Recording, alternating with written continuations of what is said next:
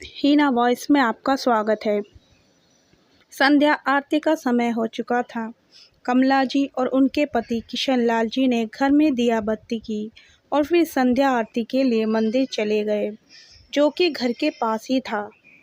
पर जाने से पहले घर की बहू आंचल को आवाज़ लगा गए कि हम मंदिर जाकर आ रहे हैं, लेकिन आंचल अपने कमरे से निकलकर बाहर ही नहीं आई। वो अक्सर ही ऐसा करती थी। इसलिए कमला जी और किशन लाल जी ने दरवाज़ा बंद किया और अपने 2 साल के पोते समर को लेकर दोनों वहां से रवाना हो गए। जब तक दोनों लौटकर वापस आए, तब तक बेटा सूरज भी घर पर आ चुका था। उसे देखते ही किशन लाल जी खुशी खुशी प्रसाद लेकर उसकी तरफ बढ़े। अरे बेटा, तू आ गया, ले प्रसाद खा। आज तो मंदिर में बहुत ही सुंदर झांकी सजी थी। समर तो देखते ही खुश हो गया। तू और बहू भी जाकर देख आ।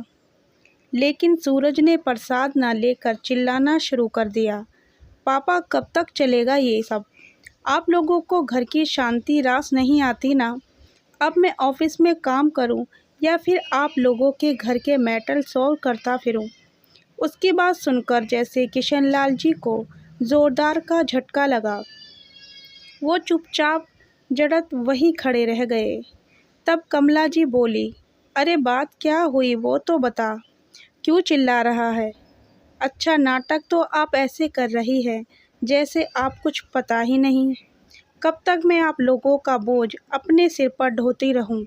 नौकरानी बनाकर रख दिया है मुझे, आप अलग क्यों नहीं हो जाती? कम से कम हम तो आज़ादी से ज़िंदगी जिए, खुद की ज़िंदगी तो जी ही ली, अब शांति से हमें तो रहने दो। सूरज के बोलने के पहले ही आंचल बीच में बोल पड़ी। उसकी बात सुनकर कमला जी हैरानी से पूछने लगी, बेटा, मुझे तो अभी भी समझ में नहीं आ रहा है कि तू किस बात से नाराज़ है और हमने ऐसी कौन सी टोका टाकी की है तुझ पर जिससे तेरी आज़ादी में खलल पड़ गया? कमला जी ने कहा तो आंचल ने सूरज की तरफ पलटकर कहा, देख लो अपनी माँ के नाटक। आपको तो यही लगता है कि ये मुझ पर टोका टाकी नहीं करती। अरे सुबह सिर्फ इतनी सी बात ही थी, मैं दाल चावल बना रही थी, बहुत दिनों से खाने की इच्छा कर रही थी, लेकिन तुम्हारी माँ ने मुझे बनाने तक नहीं दिया। अब बताओ, क्या मैं अपनी मर्जी से दाल चावल बनाकर नहीं खा सकती? यही औकात है मेरी इस घर में? कहती कहती आंचल आंखों में आंसू भर लाई, जिसे देखकर सूरज और भड़क गया। माँ, बहू को बेटी नहीं समझती हो तो बहू तो समझो, आखिर वो भी इंसान है। अरे एक दाल चावल की क्या औकात जो आपने इतनी सी बात पर इसका दिल दुखा दिया। मेरी कमाई का क्या फ़ायदा अगर मेरी ही पत्नी दाल चावल के लिए तरस रही है? तो सूरज की बात सुनकर कमला जी ने इतना ही कहा, मैंने बहू को दाल चावल बनाने के लिए मना नहीं किया था। मैंने सिर्फ ये कहा था कि बहू हमारे लिए रोटी बना लेना, क्योंकि हमें चावल पचते नहीं हैं। हाँ, तो इसका तो यही मतलब है ना कि आपने मुझे रोटी बनाने के लिए कहा, चावल नहीं। बहू, बात का क्यों बतंगड़ बना रही हो? मतलब तो तुमने अपनी मर्जी से निकाला है। अब की बार किशन लाल जी ने कहा, पापा आप बीच में मत बोलिए, अभी मैं आपसे बात नहीं कर रहा हूँ। सूरज ने उन्हें चुप कराने की कोशिश की तो किशन लाल जी ने पलटकर कहा, क्यों ना बोलूं? जब तुम अपनी पत्नी के लिए बोल रहे हो तो मैं भी अपनी पत्नी के लिए ही बोल रहा हूँ। तो फिर ठीक है पापा, आप अपने ईगो के साथ खुश रहिए, हमें अपनी आज़ादी के साथ खुश रहने दीजिए। हमें नहीं रहना आपके साथ, हम अलग हो जाएंगे। सूरज ने दो टूक जवाब दिया, ठीक है, तुम अलग होना चाहते हो तो अलग हो जाओ। क्या हमें समझ नहीं आ रहा कि आए दिन छोटी छोटी बातों पर जो पतंगड़ हो रहा है, घर में वो किस लिए हो रहा है? कहकर किशन लाल जी अपने कमरे में आ गए। पीछे पीछे कमला जी समझाने के लिए कमरे में आई तो भंवर लाल जी ने उन्हें चुप रहने का इशारा किया।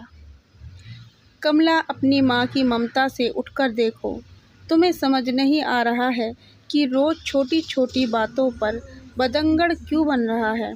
घर में तमाशा होता है। क्यों नहीं समझती हो कि वो लोग तो हम लोगों के साथ रहना ही नहीं चाहते?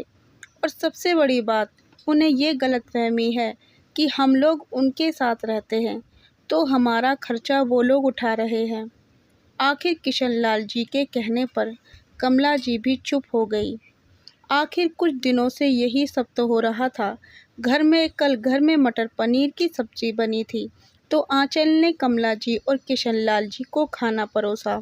उनकी थाली में सिर्फ मटर थे, पनीर का एक टुकड़ा तक नहीं था। जब कमला जी ने कहा तो आंचल ने मुंह बिगाड़ते हुए कहा, माँ जी पनीर इतना सा ही था, समर ने खा लिया। तब भी कमल जी चुप हो गई। अब क्या इतना भी उन्हें समझ नहीं आता कि 1-2 साल का बच्चा जो कि खाना भी खुद से नहीं खाता, अकेले ही भला 250 ग्राम पनीर खा सकता है क्या, वो भी सब्जी में डाला हुआ। और भी ऐसे कई सारी छोटी छोटी बातें जो अक्सर घर में होने लगी थी। कमला जी और किशनलाल जी को समझ में आ रहा था कि आखिर दोनों क्या चाहते हैं, पर फिर भी दोनों चुप थे। लेकिन आज तो सूरज ने मुंह पर बोल ही दिया। खैर दूसरे दिन ही सूरज और आंचल ने अपना सारा सामान ऊपर वाले माले में शिफ्ट कर लिया। दोनों के ही माथे पर कोई शिकन तक नहीं थी, बल्कि चेहरे पर एक सुकून था, जैसे उनकी मन की मुराद पूरी हो गई हो।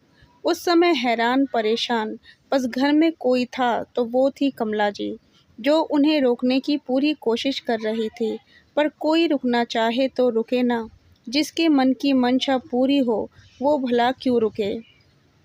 कमला जी ने बड़ी उम्मीद से किशनलाल जी की तरफ देखा कि वो बच्चों को रोक लेंगे, लेकिन वो तटस्थ खड़े रहे। अब तो आंचल और सूरज की मौज ही मौज थी। लेट तक सोना, मन हुआ तो घर पर खाना बनाया, नहीं तो बाहर से मंगा लेना। कुछ दिन तो जैसे ऐशो आराम में ही बीते। यहाँ तक कि समर को अपने मायके छोड़कर आए दिन शॉपिंग करना, बाहर घूम कर आना, बाहर ही खाना खाकर आना। कुछ दिन तो ये सब अच्छा लगा। लेकिन लोग भूल जाते हैं कि रहना तो उन्हें धरती पर ही है। हर इंसान की अपनी एक सीमा होती है। जैसे ही 15-20 दिन बीते, आंचल के मायके में उसकी भाभी ने साफ कह दिया कि रोज़ रोज़ बच्चे को यहाँ छोड़कर ना जाया करें। हमें भी बहुत से काम होते हैं। इतना ही घूमने फिरने का शौक़ है तो बच्चे को अपने साथ लेकर ही घुमा फिरा करो। यहाँ तक कि ऑफिस लेट पहुँचने के कारण और आए दिन छुट्टी लेने के कारण भी सूरज को ऑफिस में अच्छी खासी डांट पड़ चुकी थी। अब जाकर आटे दाल का भाव पता चल रहा था। कभी सिलेंडर तो कभी बिजली का बिल, कभी सब्जियां तो कभी घर का राशन। छोटे बच्चे के साथ आए दिन के खर्चे, दिन में ही दोनों को नारे नज़र आने लगे थे। आए दिन दोनों में चिक शुरू हो गई। पहले तो किशनलाल जी घर का अधिकतर खर्चा उठा लेते थे, तो अपने पास होती सेविंग को देखकर दोनों को लगता कि हम सब खर्चा उठा सकते हैं। लेकिन अब असलियत पता चल रही थी। अभी दोनों चिक करके मुंह फुलाकर बैठे ही थे कि इतने में कमला जी ने दरवाज़ा खटखटाया। सूरज ने जाकर दरवाज़ा खोला तो कमला जी को खड़ी देखकर हैरान रह गया। इससे पहले कि वो कुछ बोलता, कमला जी ने बिजली का बिल निकालकर उसे देते हुए कहा, बेटा ये बिजली का बिल आया है, इसे जमा करवा देना। कहकर वो वापस नीचे आ गई। ये क्या, 5,000 का बिल? 5,000 का नाम सुनते ही आंचल भी खड़ी हो गई। अब सूरज और आंचल भी नीचे आ गए और आते ही आंचल बोली, ये क्या है पापा जी, आपने ये बिजली के बिल हमारे पास क्यों पहुंचा दिया? हम क्यों आपका बिल भरेंगे? उसकी बात सुनकर किशनलाल जी बोले, देखो बहू, हमारे हिस्से का बिल हम दे रहे, ये तो तुम्हारे हिस्से का बिल है। तुम शायद भूल रही हो कि दोनों माले के मीटर अलग अलग हैं। अरे तो 5,000 क्या हम 5,000 की बिजली फूंक गए? ज़रूर आपका बिल भी उसी में मिला हुआ होगा। आंचल अभी भी मानने को तैयार नहीं थी। किशनलाल जी ने मुस्कुराकर बोले, बहू ये जो तुम रात रात भर टीवी देखती हो पंखे कूलर चालू करके छोड़ जाती हो तो बिजली का बिल इतना ही आएगा। वैसे भी 5,000 तो बहुत कम है। कई बार तो 8,000 10,000 का बिल आया था जो मैं भरता था। अब तो आंचल की आवाज़ तक नहीं निकल रही थी। ऐसे कैसे घर चलेगा भला? अचानक सूरज ने सिर पर हाथ रखते हुए कहा, बेटा तुम्हें लगता है ना कि घर के बड़े बुजुर्ग बहुत टोका टाकी करते हैं। असल में वो लोग होते हैं तो तुम कई चीज़ों से बच जाते थे। कई चीज़ों के खर्चे तो हम ही करते थे, पर तुम्हें लगता था कि तुम हमें संभाल रहे हो, हमारी जिम्मेदारी उठा रहे हो।